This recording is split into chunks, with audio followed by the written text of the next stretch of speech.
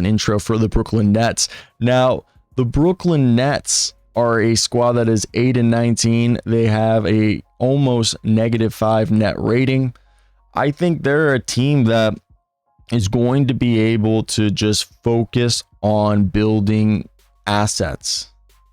Like they'll be a team that can help any team, like take on bad contracts that are attached to a trade sweetener. And I think that's what you need to do if you're in the business of rebuilding. And that's what Brooklyn is doing. So Brooklyn will continue to call teams up about their jaded or discarded or wannabe discarded goods, as they know they could be the mediator for making those dreams a reality, as long as they include a sweetener of a young player or draft picks.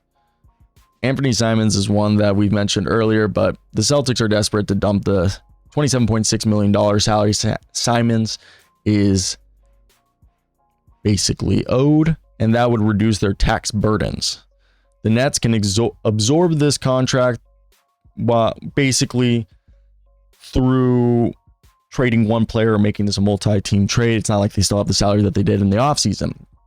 And I think having a guy like Anthony Simons expiring and them having role players like Terrence Mann really makes this work. And then, of course, D'Angelo Russell has been an absolute shit show in Dallas. He's a salary dump candidate of $5.7 million, and he has a player option next year. So D'Angelo's only been good in Brooklyn, it feels like, and he struggled so far in Dallas, 40% from the field, and the Nets can take another flyer on their former all-star to help, be like a pro and a mentor, and they could probably acquire a second-round pick for taking him off of Dallas's hands. Then Gabe Vincent on an expiring contract. And similar to the Simons logic, the Lakers might be looking to move Vincent's or Maxi Kleber's $11.5 million deal. And the Nets can facilitate this by sending Haywood Highsmith and absorbing Vincent to gain draft assets. So, I don't think that's insane. Also, I just realized my camera stopped working. Change cameras and continue the show. The show must go on. Now, the Brooklyn Nets, as we were saying, I also have to completely change the angle of where we were at. But the Brooklyn Nets, it's blurred now, it's black. Yeah, thanks, man. I don't know what happened right there, but I guess my phone stopped charging. I have a second phone that I was using as the camera, and it just kapooted on itself. So I don't know why that happened. I'm pissed, because we were fine. But let's get right back into it and talk about the Brooklyn Nets and what they could do. We mentioned some of the deals that might be in the realm of possibility for them, and that is basically taking other people's junk. And look, it's not the most desirable business. Also, I need to change this light. Now here I have returned. Now I know I'm gonna have to edit this Brooklyn Nets one actually the way through. So if we look at the Brooklyn Nets, and if you guys will notice, I'm now changing the angle that I'm looking at because I'm looking at a different camera. But I think looking at the team like the Dallas Mavericks being the first ones that they could, I think Haywood Highsmith would be probably the player that they would trade in this, because he would fit what Dallas would want, a 3-and-D guy who fits their culture or their culture that they have. And he's on an expiring deal, so if it works out well and they're kumbaya, he could come back on a deal, and D'Angelo Russell goes to the Brooklyn Nets. I feel like that's just the easiest way to do that deal, unless they're able. I just don't see any other version of that deal going through. We mentioned the Los Angeles Lakers, and that is one that I think when you look at how that deal would have to be done. Also, let's just go like this. If you look at how that deal would have to be done, I think the biggest thing is seeing that, man, I don't know. Would it be Jared Vanderbilt? I think they like the defense that Jared Vanderbilt gives, and I think it would have to be Gabe Vincent would be the guy.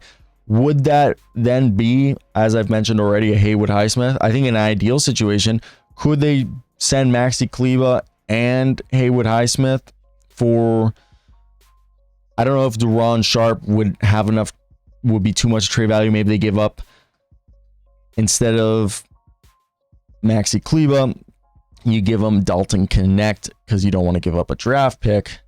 And then it turns Gabe Vincent and Dalton Connect into Haywood Highsmith and Deron Sharp. You get another big, and you get a two-way guy in Haywood Highsmith. Now, Haywood Highsmith is somebody that has like played a lot of big games for the Brooklyn Nets, not the Brooklyn Nets, for the Miami Heat.